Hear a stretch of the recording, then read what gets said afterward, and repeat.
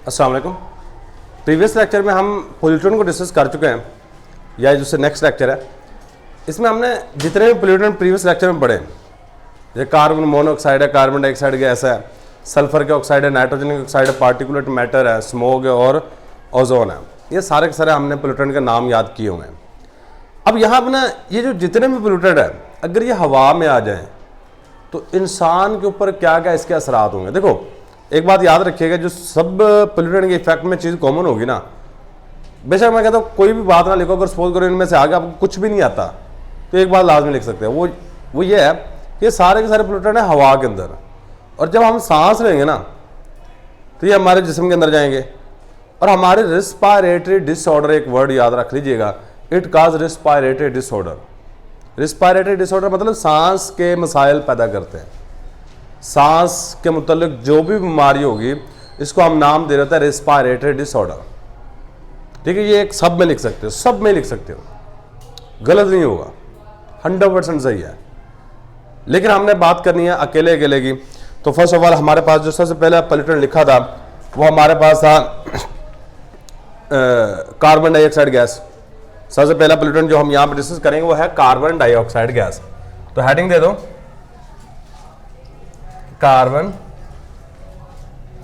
Dioxide gas. इसका formula क्या होता है? CO2। अच्छा, अगर कार्बन डाइऑक्साइड गैस को देखा जाए तो ये हमारे पास हवा के अंदर, देखो कुछ बातें मैं आपको बता दूं, कार्बन डाइऑक्साइड गैस कहाँ से रिलीज हो रही है, हमने प्रीवियस लेक्चर में पढ़ भी लिया। इंसान जब सांस लेता है तो एक गैस रिलीज करता है, वो कार्बन डाइऑक्साइड गैस है। किसी भी पेट्रोल को, डीजल को, मिट्टी के तेल को जलाओ, वहां से जो गैस रिलीज होगी कार्बन डाइऑक्साइड गैस है। किसी भी चीज़ के जलने की वजह से, घरों में लकड़ी जला रहे हैं, ये तो गाड़ी के अंदर होगा ना, फ्यूल वगैरह जलाने की वजह कार्बन डाइऑक्साइड गैस पैदा होती है। लकड़ी जला रहे हैं तब भी कार्बन डाइऑक्साइड गैस पैदा हो रही है। वोल्केनिक इरप्शन हो रही है, वहां पर भी कार्बन डाइऑक्साइड गैस पैदा होती है। जंगलात में आग लग जाती है, वहां पर भी कार्बन डाइऑक्साइड गैस पैदा होती है। डिकम्पोजिशन होती है किसी चीज़ की, कुछ चीज़ गलती से हटती है, वहां पर भी कार्बन डाइऑक्साइड गैस पैदा होती है। इसका सबसे मेन सोर्स जो कार्बन डाइऑक्साइड गैस का वो है फॉसिल फ्यूल का जलना। जो गाड़ियों के अंदर हम पेट्रोल या घरों के अंदर जो गैस जला रहे हैं ना, ये मेन सोर्स है।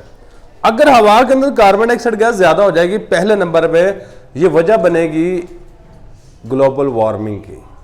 किसकी? तो पहली बात यही है, इंक्रीजिंग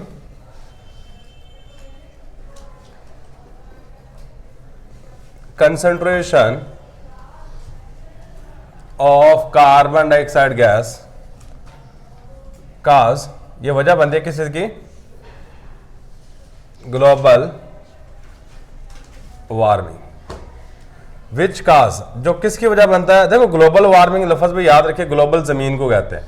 ग्लोबल किस कहते हैं? जमीन को। वार्मिंग वर्ड वार्म से निकला है, वार्म का मतलब है गर्म होना, गर्म होना। हमारी जमीन का टेम्परेचर ऐसा ऐसा बढ़ता जाएगा और इसकी वजह से क्या होगी, जो पहाड़ों के ऊपर बर्फ पड़ी हुई है वो सारी की सारी पिघलना शुरू हो जाएगी, जिसकी वजह से या तो सैलाब आएंगे या फिर समंदर, ये सारे का सारा पानी इकट्ठा होकर दरियाओं का जाके गिर जाता है इसमें समंदर के अंदर।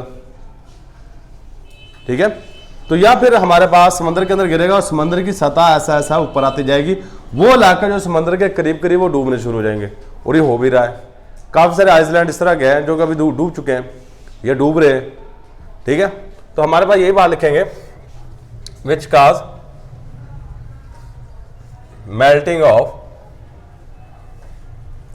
Of ice caps and rise, और ये बढ़ा देगा किसको? सी लेवल को, sea level, rise sea level, और समंदर की सतह बढ़ जाएगी।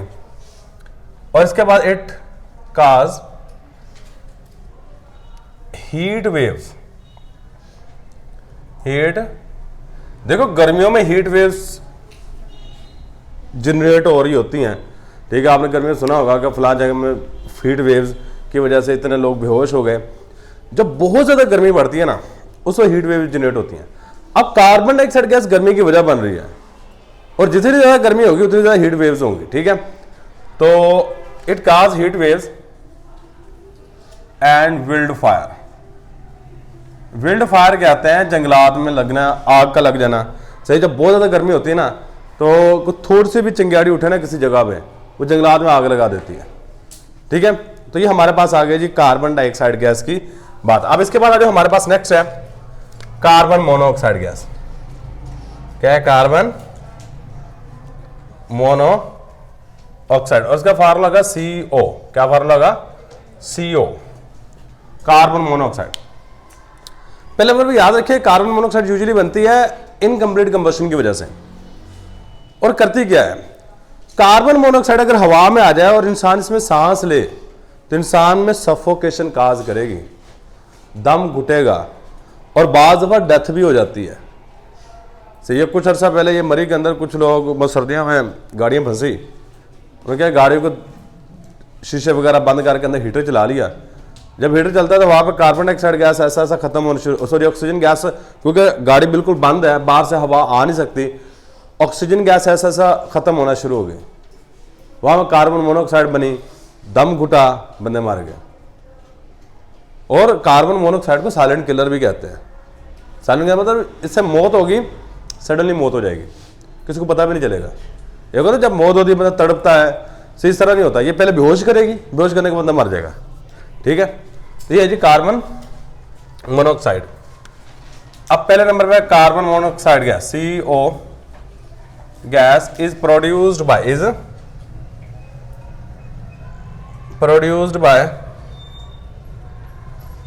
Incomplete combustion of fossil fuels. Fossil fuel के इनकम्प्लीट कंबशन की वजह से कार्बन मोनोऑक्साइड गैस पैदा होती है। Next, it cause suffocation and death. ये दम घुटने की वजह बनती है, सफोकेशन दम घुटना, ये दम घुटने की वजह बनेगी और इसके बाद मौत हो जाएगी इंसान की। नेक्स्ट बात आपने याद रखनी है, आपके जिस्म में एक इंसान है ना, एक इंसान के जिस्म होता है red blood cells. Red blood cells ये क्या करते हैं? ऑक्सीजन को इंसान की पूरी बॉडी में रेगुलेट करते हैं, पहुंचाते हैं। Carbon monoxide red blood cell की ऑक्सीजन कैरिंग कैपेसिटी जो होती है, ऑक्सीजन को लेके जाने की जो सलाहियत होती है, उसको कम कर देती है। आपके जिस्म में ऑक्सीजन की कमी होती है जिसकी वजह डेथ होती है। ठीक है, तो ये बात लिखा है कार्बन मोनोऑक्साइड गैस प्रिवेंट, रोक देती है रेड ब्लड सेल्स को टू ट्रांसपोर्ट ऑक्सीजन, ऑक्सीजन को ट्रांसपोर्ट करना रोक देती है इन ह्यूमन बॉडी, ये ह्यूमन बॉडी, विच काज जो वजह बनती है डिक्रीज ऑक्सीजन लेवल, जो ऑक्सीजन लेवल कम होने की वजह मतलब oxygen level in human body, in human body, जो इंसानी जिस्म में ऑक्सीजन का लेवल कम करने की वजह बनती है। ठीक है, और इसकी वजह से डेथ हो रही होती है। अब ये कार्बन मोनोऑक्साइड होगी। अब इसके बाद है oxides of nitrogen. Oxides of nitrogen, oxides of nitrogen दो तरह के होते हैं, एक होता है नाइट्रोजन मोनोऑक्साइड, एक होता है नाइट्रोजन डाइऑक्साइड गैस। अब अगर हवा में ये वाले ऑक्साइड ज्यादा हो जाए तो पहले नंबर पे ये लंग्स प्रॉब्लम की वजह बनेंगे, और सेकंड नंबर पे जो सबसे मोस्ट इंपॉर्टेंट है ये आई इरिटेशन की भी वजह बनते हैं। और एक और चीज जो हमने पढ़ी हुई है वो है एसिड रेन, वो तीन बातें यहां पे लिखी हुई है इसके बारे में। सही है, तो हमारे पास पहले नंबर पे ऑक्साइड्स ऑफ नाइट्रोजन काज किसकी? Lungs disorders. लंग्स डिसऑर्डर में फेफड़े की बीमारी को जो बनते हैं, and eye irritation, I irritation. अगर ये वाली गैस आपकी आंखों में चली जाए तो आपकी आंखों में पानी आना शुरू हो जाएगा, आपकी आंखों में उलझन होना शुरू हो जाएगी, एलर्जी टाइप की होना शुरू हो जाएगी। ठीक है, इसको कहते हैं आई इरिटेशन, आई इरिटेशन। और सेकंड नंबर पे इट काज, ये दे काज करो क्योंकि दो गैस हैं, दे काज ये वजह बनते हैं किस चीज की, acid rain, acid rain which effect, जो के असरअंदाज होते which effect on building, soil, plants and other substances, और दूसरी चीज़ों पे ये असरअंदाज होती है। मतलब अगर तेजाबी बारिश होती है, ये तेजाबी बारिश बनने की वजह बनते हैं ये वाले दोनों के दोनों साइड्स, और अगर तेजाबी बारिश होती है तो वो बिल्डिंग, सॉइल, प्लांट, इन सारी चीज़ों को इफेक्ट कर रही होती है। अब इसके बाद हमारे पास ऑक्साइड्स ऑफ सल्फर है। नेक्स्ट क्या है हमारे पास, ऑक्साइड्स ऑफ सल्फर है, ऑक्साइड्स ऑफ सल्फर है। अगर बात की जाए ऑक्साइड्स ऑफ सल्फर की, किसी बात की जाए ऑक्साइड्स ऑफ सल्फर की बात की जाए तो ये बड़े इंपॉर्टेंट है। पहला पॉइंट, ऑक्साइड्स, ऊपर वाली सेम एग्जैक्ट बातें यहां पे लिख दो, कोई चेंज नहीं करना। ऑक्साइड्स ऑफ, यहां पे नाइट्रोजन की जगह क्या आ जाएगा, sulphur cause lungs disorder and eye irritation. Second number पे they can cause acid rain and effect building, ये सारे के सारे ऑक्साइड ऑफ सल्फर बेसिकली होता है SO2 एंड SO3। सल्फर का ऑक्साइड का भी सेम फंक्शन है। सही, मैं आपको यहाँ पे एक इंटरेस्टिंग इंफॉर्मेशन बता देता हूँ। आप कभी प्याज काटे ना, प्याज काटने के बाद आपके आंखों में पानी आ जाता है। जब प्याज काट रहे होते हैं ना, उसके जो अंदर पानी से निकलता है उसके अंदर सल्फर के कंपाउंड्स होते हैं। सल्फर के कंपाउंड जैसे जाके आपके आंखों को लगते हैं, सल्फ्यूरिक एसिड पैदा होता है, तेजाब पैदा होता है। अब आपकी आंख आपको प्रोटेक्ट करने के लिए ऊपर पानी की एक लेयर चढ़ा देती है, जो आंसू होते हैं। मतलब वो जो पानी आ रहा होता है आंखों से, वो बेसिकली आपकी आंखों को प्रोटेक्ट कर रहा होता है कि वो डैमेज ना हो। ठीक है, तो ये बेसिकली रीजन होता है कि जब प्याज वगैरह काटते हैं तो उसके बाद सल्फर के कंपाउंड बेसिकली रिलीज होते हैं in the form of gas, और जैसे ही आपकी आंखों में जाता है तो आपकी आंखों में पानी आना शुरू हो जाता है। ठीक है, अब ये बातें होगी, कितने हो गए जी हमारे पास, 4 बातें हमने डिस्कस कर ली हैं। Carbon monoxide, carbon dioxide gas, oxides of nitrogen, oxides of sulphur. अब आगे आ जाओ, नेक्स्ट क्या है, पार्टिकुलेट मैटर्स। नेक्स्ट क्या है, पार्टिकुलेट्स मैटर। अच्छा, पार्टिकुलेट्स मैटर्स क्या होती हैं, हमने प्रीवियस लेक्चर में पढ़ा भी है। पार्टिकुलेट मैटर होती है जो हवा के अंदर बारीक बारीक ज़रात होते हैं। जब अंधेरी आती है, मिट्टी के ज़रात हो सकते हैं, पोलन ग्रेन्स हो सकते हैं, या कोई और शब्द जो हवा के अंदर सस्पेंडेड पार्टिकल्स होते हैं, उसको पार्टिकुलेट मैटर्स कहते हैं। सही है, ये आपने कभी देखा होगा जिनको सांस का मसला होता है ना, वो अमूमन फेस के ऊपर मास्क लगा कर रखते हैं। उसकी बेसिकली रीजन ही पार्टिकुलेट मैटर है कि जब आपके जिस्म के अंदर जाएंगे ना, फेफड़ों के अंदर, तो ये वहां पर जाके इरिटेशन काज करते हैं। ठीक है, और जब इरिटेशन होगी मतलब उसकी वजह से खांसी, कफिंग, ये वो सारा कुछ होना शुरू हो जाता है। ठीक है, तो particular matter specially effect, particulates matter specially effect किसको, अस्थमा पेशेंट्स। ये अस्थमा के पेशेंट को, जो दमे के मरीज होते हैं उनको स्पेशली इफेक्ट करता है। इट काज, ये वजह बनता है कफिंग की। भाई सादा सी बात है कि अगर ये पार्टिकुलर मैटर सांस के अंदर जाए ना, आपको खांसी भी लग सकती है। ये सादा सी, मतलब इसमें बहुत ज़्यादा नहीं है, मतलब खांसना शुरू हो जाता है, ये कफिंग की वजह बनते हैं। And respiratory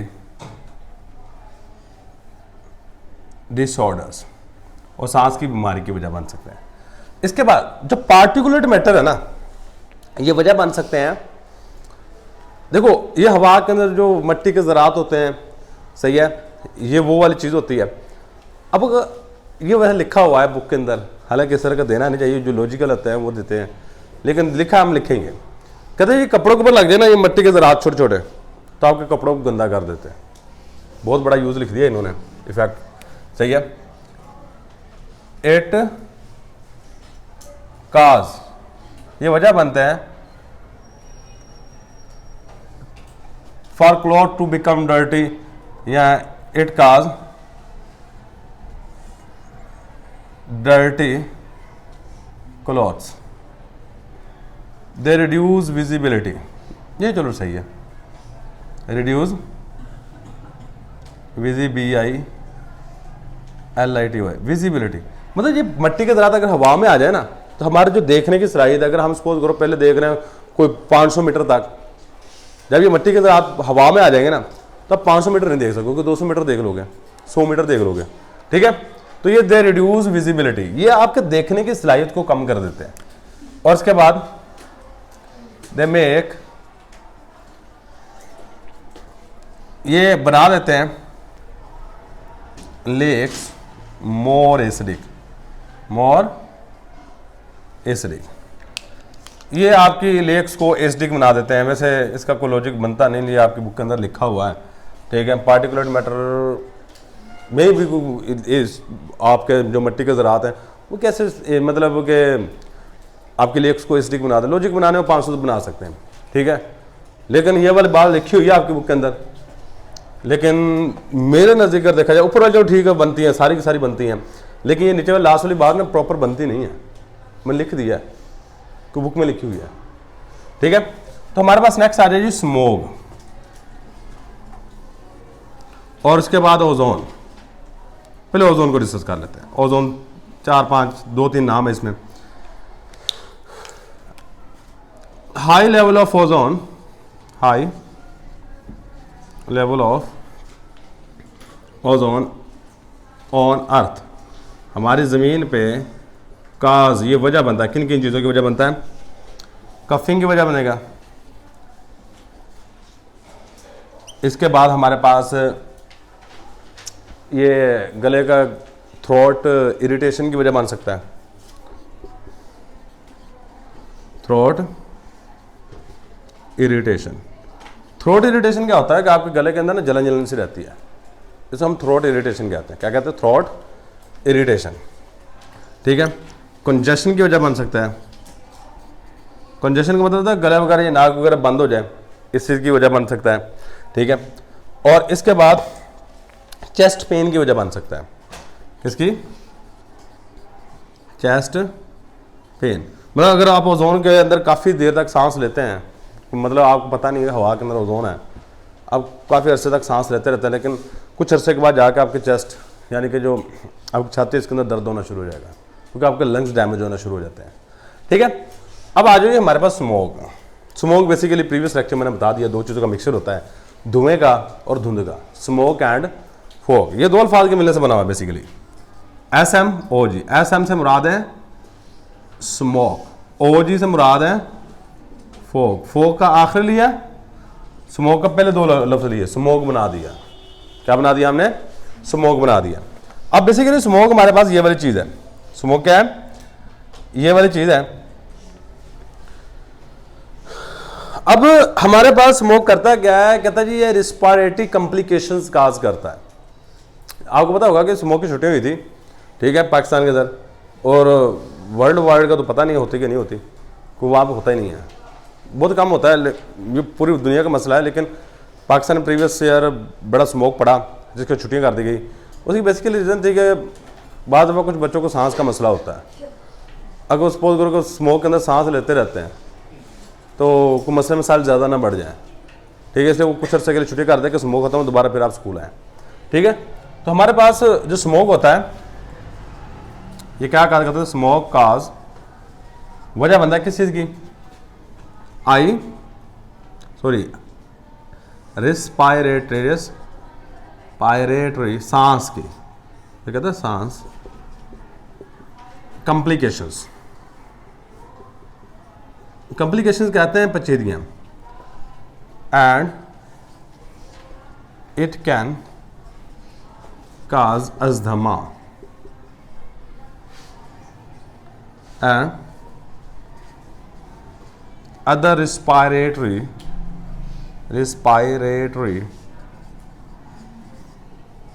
disorders। मतलब ये दमे की वजह बन सकता है और रिस्पायरेटरी डिसऑर्डर की वजह बन सकता है। अच्छा, अगर स्मोक हवा में ज्यादा आ जाए ना, कहते हैं ये प्लांट की ग्रोथ को भी इनहिबिट कर देता है। स्मोक क्या करेगा, इनहिबिट ग्रोथ ऑफ प्लांट,